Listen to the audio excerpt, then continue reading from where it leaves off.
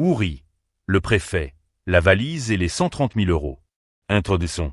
Une information circule depuis ce matin, et si elle venait à se confirmer, elle prendrait immédiatement une dimension diplomatique et politique considérable. Un haut représentant de l'État camerounais aurait été interpellé sur le sol français, dans des circonstances qui interrogent autant qu'elles inquiètent. Mais attention, à ce stade, il ne s'agit que d'une alerte, relayée par une seule source, et rien n'a été confirmé de manière officielle. Alors, que sait-on réellement? Et surtout, que reste-t-il à vérifier? C'est ce que nous allons tenter de démêler, avec toute la prudence que ce dossier exige. Partie 1. Contexte et faits vérifiables. Commençons par ce qui peut être établi avec certitude. Siliak Marim-Vogo occupe, depuis janvier 2024, le poste de préfet du département du Houri, une circonscription administrative qui englobe Douala, la capitale économique du Cameroun. Ce poste n'a rien d'anodin. Il s'agit de l'une des fonctions préfectorales les plus stratégiques du pays, au cœur d'enjeux économiques, fonciers et sécuritaires majeurs. Avant cette nomination, Siliak Marim-Vogo aurait exercé des responsabilités administratives dans le département de la Mvila, dans la région du Sud. Ce que l'on sait aussi, c'est que ce responsable a récemment été au centre d'une controverse institutionnelle publique. Un courrier administratif, devenu viral sur les réseaux sociaux, l'aurait vu mettre en cause son supérieur hiérarchique direct, le gouverneur de la région du littoral, Samuel Dieudonné Iva Diboua, sur des questions liées à la gestion foncière dans la zone de Japoma-Bakoko. Cet épisode, largement relayé, est un fait vérifiable. Le document a circulé, la tension entre les deux responsables a été visible lors de cérémonies officielles. Voilà pour ce qui relève du terrain solide. Mais ce n'est pas tout. Une information beaucoup plus lourde de conséquences circule désormais, celle d'une interpellation de ce même préfet à l'aéroport Roissy-Charles de Gaulle, à Paris. Et c'est précisément là que la prudence doit primer sur l'emballement, car à ce stade, cette information ne repose que sur une seule source publique. Partie 2. Le conflit, les tensions.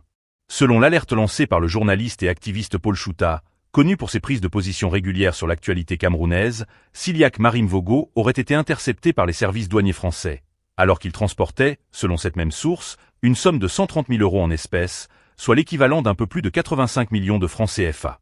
D'après cette allégation, le préfet aurait été placé sous le coup d'une audition pour des faits qui seraient qualifiés de trafic de devises et d'infraction à la législation financière française. Il est essentiel de le souligner ici, sans ambiguïté. À l'heure où ce script est rédigé, aucune source officielle, ni du côté des autorités françaises, ni du côté du gouvernement camerounais, n'a confirmé publiquement cette interpellation. Aucun communiqué des douanes françaises, aucune déclaration du ministère camerounais de l'administration territoriale n'est venue, à ce stade, corroborer ou infirmer ces informations. Nous sommes donc, pour l'instant, face à une allégation unique, non confirmée par une source indépendante. Faut-il pour autant l'ignorer? Certainement pas. Mais faut-il la présenter comme un fait établi? Absolument pas non plus. Entre ces deux extrêmes, il y a la posture du journalisme responsable. Rapporter ce qui circule, en le nommant clairement pour ce que c'est, une information non vérifiée à ce stade, tout en interrogeant son contexte. Car ce contexte, justement, soulève des questions qui méritent d'être posées. Partie 3. Décryptage et mise en perspective. Si cette information venait à être confirmée, les questions seraient nombreuses, et elles dépasseraient largement la seule personne concernée. Une importante somme d'argent liquide aurait-elle réellement été retrouvée? Quelle serait son origine? Dans quelles circonstances aurait-elle été conservée? Et surtout, quelle serait la destination supposée de cet argent? Pour l'instant, aucune de ces questions ne peut recevoir une réponse définitive. Nous sommes donc face à une allégation qui demande à être vérifiée, pas face à une condamnation déjà prononcée. Mais il y a une autre question qui mérite attention, le timing. Cette information arrive quelques semaines seulement après un affrontement institutionnel particulièrement médiatisé entre le préfet et son supérieur hiérarchique. Est-ce une simple coïncidence? Peut-être. Existe-t-il un lien entre les deux événements? Rien ne permet actuellement de l'affirmer. Et c'est justement là que commence le grand théâtre politique camerounais. Deux événements se produisent à quelques semaines d'intervalle, et immédiatement, chacun commence à écrire son propre scénario. Pour certains observateurs, cette nouvelle pourrait donner l'impression qu'un responsable déjà fragilisé par son conflit administratif se retrouve désormais confronté à une autre difficulté. Pour d'autres, au contraire, on pourrait se demander si cette affaire ne tombe pas à un moment particulièrement favorable pour ceux qui auraient intérêt à affaiblir son image. Mais attention, ce sont des lectures possibles, pas des faits établis. Parce qu'au Cameroun, dès qu'une affaire devient politique, certains passent directement du chapitre hypothèse au chapitre verdict, sans même prendre le temps de lire la page précédente. Il faut également regarder la question de la source. Paul Chouta est une figure connue de l'espace médiatique camerounais en ligne. Ses publications ont parfois attiré l'attention sur des informations qui ont ensuite trouvé des éléments de confirmation, tandis que d'autres annonces sont restées sans confirmation officielle. Cela impose donc une certaine prudence. Une information publiée sur les réseaux peut être un signal d'alerte, mais elle ne constitue pas, à elle seule, une preuve judiciaire. Et c'est ici que le silence des institutions peut devenir problématique. Lorsqu'une accusation aussi sensible circule et qu'aucune explication officielle n'est rapidement apportée, l'espace est immédiatement occupé par les interprétations. Un internaute affirme avoir ses sources. Un autre annonce déjà une arrestation. Un troisième connaît même prétendument les détails de l'enquête. Au pays des réseaux sociaux, parfois, le dossier judiciaire est encore dans l'enveloppe que quelqu'un a déjà rendu son jugement. Pourtant, la véritable question devrait être beaucoup plus simple. Qu'est-ce qui peut être démontré? Si de l'argent a réellement été découvert, il devrait exister des éléments matériels permettant de l'établir. Si une enquête est ouverte, les autorités compétentes devraient pouvoir confirmer son existence et son cadre. Et si aucune procédure n'existe, alors il faut avoir l'honnêteté de présenter cette affaire pour ce qu'elle est, une information non confirmée. Car derrière cette histoire, il y a finalement un enjeu plus large, celui de la transparence dans la gestion des responsables publics. Lorsqu'un haut responsable se retrouve au centre d'une controverse, la population a besoin de faits, pas seulement de rumeurs. Parce que le Camerounais lambda, lui, veut savoir, est-ce qu'on parle d'un dossier réel, d'un règlement de compte, d'une simple rumeur, ou encore d'un épisode de plus dans le feuilleton politique national? Pour l'instant, impossible de trancher. Et c'est précisément pour cela qu'il faut rester prudent. La rumeur peut courir très vite, mais la vérité, elle, doit marcher avec ses pièces justificatives. Tant qu'elles ne sont pas là, gardons le conditionnel, gardons le recul, et surtout, ne transformons pas une accusation en condamnation. Partie 4. Analyse satirique des pratiques. Il y a, dans ce type d'affaires, quelque chose qui dépasse largement le cas d'un seul homme. C'est cette incroyable capacité qu'a une information non vérifiée à voyager plus vite que n'importe quelle enquête officielle. Un simple message apparaît sur un téléphone, quelqu'un le partage dans un groupe WhatsApp, un autre ajoute « Moi-même j'avais déjà entendu ça ». Et quelques minutes plus tard, nous voilà avec une histoire qui semble avoir été confirmée par tout le quartier. C'est presque devenu une discipline nationale, l'enquête avant l'enquête. Le journaliste publie une information, l'internaute enquête. L'institution réfléchit à un communiqué, Facebook a déjà rendu son verdict. Le procureur n'a encore rien dit, mais sur WhatsApp, le dossier est déjà classé, les responsabilités distribuées et même les commentaires sur la peine commencent à arriver. Mais soyons sérieux, cette mécanique n'est pas propre au Cameroun. Elle existe partout où les réseaux sociaux ont pris une place importante dans la circulation de l'information. La différence, c'est que dans un environnement où la confiance envers certaines institutions peut être fragilisée, les rumeurs trouvent naturellement un terrain beaucoup plus favorable. Parce que lorsque l'information officielle arrive tard, ou lorsqu'elle reste très limitée, le vide ne reste jamais vide. Quelqu'un vient immédiatement le remplir. Et souvent, ce quelqu'un n'a ni communiqué, ni dossier, ni procès-verbal. Il a simplement un téléphone, une connexion Internet et une phrase qui commence généralement par « Je vous dis seulement ce que ma source m'a donné ». Et voilà comment une allégation peut progressivement changer de statut dans l'opinion. Au départ, c'est « une information circule ». Ensuite, une source affirme que, puis, selon plusieurs personnes. Et quelques heures plus tard, tout le monde sait que. Voilà le miracle de la répétition. Une information ne devient pas forcément vraie parce qu'elle est répétée 1000 fois. Elle devient simplement très connue. C'est là que le travail journalistique doit justement commencer. Séparer ce qui est établi de ce qui est raconté, ce qui est documenté de ce qui est supposé, et ce qui peut être vérifié de ce qui relève encore de la spéculation. Parce qu'on peut rire de la situation, faire de la satire, poser des questions, analyser les contradictions. Mais lorsqu'une personne est mise en cause, il faut garder une ligne rouge. Une allégation n'est pas une condamnation. Une publication n'est pas une décision de justice. Et un emballement numérique n'est pas une preuve. On pourrait même ironiser sur cette étrange relation entre certaines affaires sensibles et les valises. Dès qu'une histoire parle d'argent liquide, l'imagination collective prend immédiatement le contrôle. On commence à parler de valises, de mallettes, de coffres, parfois même de billets soigneusement rangés. Alors que personne n'a encore officiellement confirmé qu'il y avait seulement un sac dans l'histoire. C'est justement pourquoi il faut revenir aux faits. À ce stade, ce qui nous intéresse n'est pas de fabriquer un film autour de cette affaire. Ce qui nous intéresse, c'est de comprendre comment une telle information peut émerger, circuler et produire des conséquences politiques avant même qu'une institution compétente ne se prononce. Et là, le phénomène devient beaucoup plus intéressant. Car lorsqu'un haut responsable est déjà au centre d'une controverse administrative, toute nouvelle accusation qui apparaît autour de lui peut immédiatement être interprétée à travers le conflit précédent. Les uns vont dire « Vous voyez, il y avait quelque chose derrière tout ça ». Les autres répondront « On cherche maintenant à l'abattre ». Et pendant que les deux camps se disputent, la question essentielle « Où sont les preuves ?» risque de disparaître derrière le bruit. C'est cela, le véritable danger de la viralité.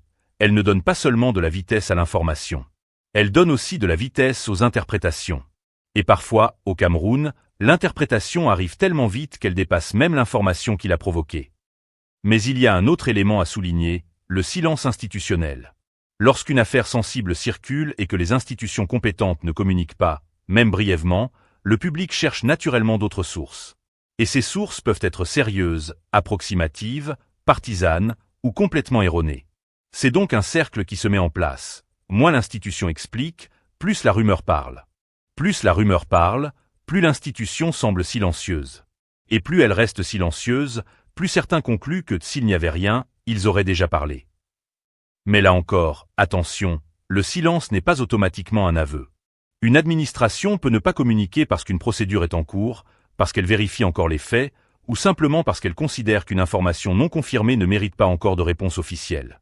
Autrement dit, il faut éviter de transformer chaque silence en message codé. Parce que sinon, nous allons bientôt commencer à analyser même les pauses des communiqués.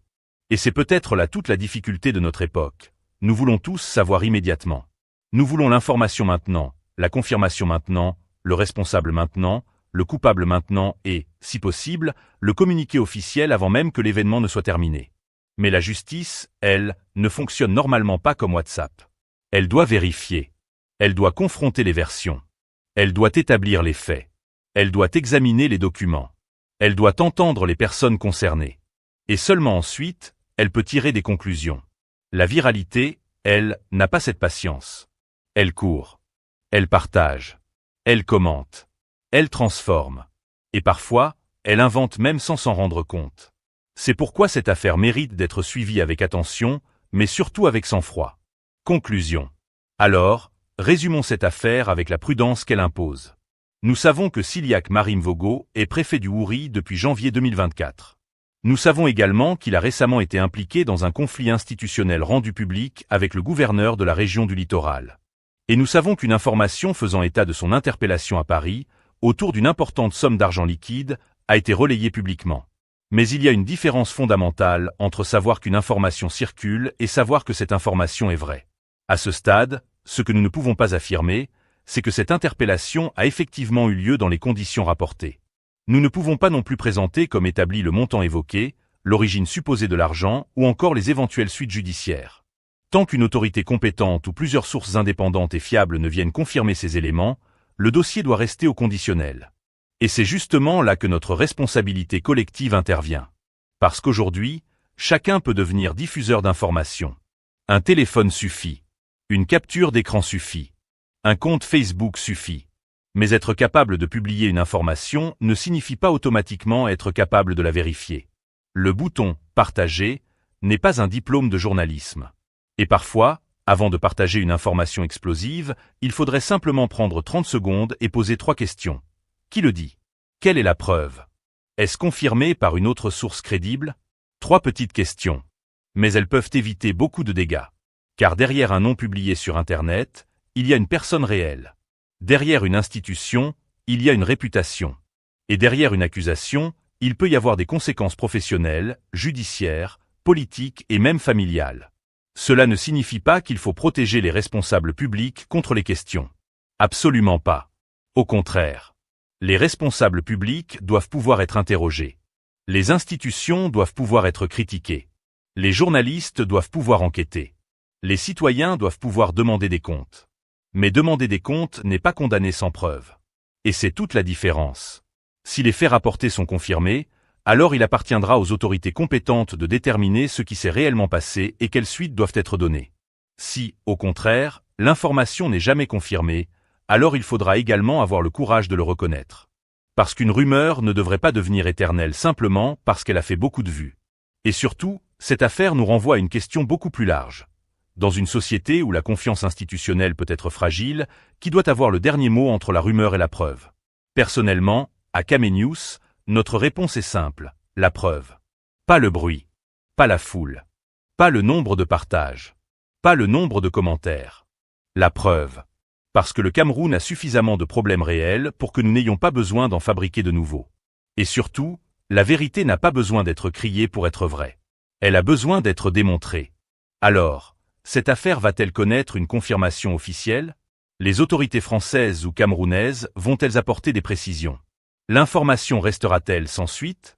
Ou de nouveaux éléments viendront-ils complètement modifier notre compréhension du dossier? Pour l'instant, impossible de le dire. Mais une chose est certaine, Camé News continuera de suivre l'évolution de cette affaire. Et dès qu'un élément nouveau, vérifiable et suffisamment solide apparaîtra, nous reviendrons dessus pour vous permettre de comprendre ce qui est confirmé, ce qui ne l'est pas, et ce qui mérite encore d'être vérifié. Alors, dites-nous en commentaire, pensez-vous que les réseaux sociaux jouent aujourd'hui un rôle positif dans la révélation des affaires sensibles, ou contribuent-ils parfois à transformer trop rapidement les soupçons en certitudes? Votre avis nous intéresse. Et si vous appréciez notre manière de décrypter l'actualité camerounaise avec sérieux, recul et cette petite touche de satire même, pensez à vous abonner à Camé News, activer la cloche et à partager cette vidéo autour de vous. Parce qu'ici, on peut rire de la politique, on peut décortiquer les pratiques, on peut poser les questions qui dérangent. Mais quand il s'agit de vérité, on vérifie d'abord. On conclut ensuite.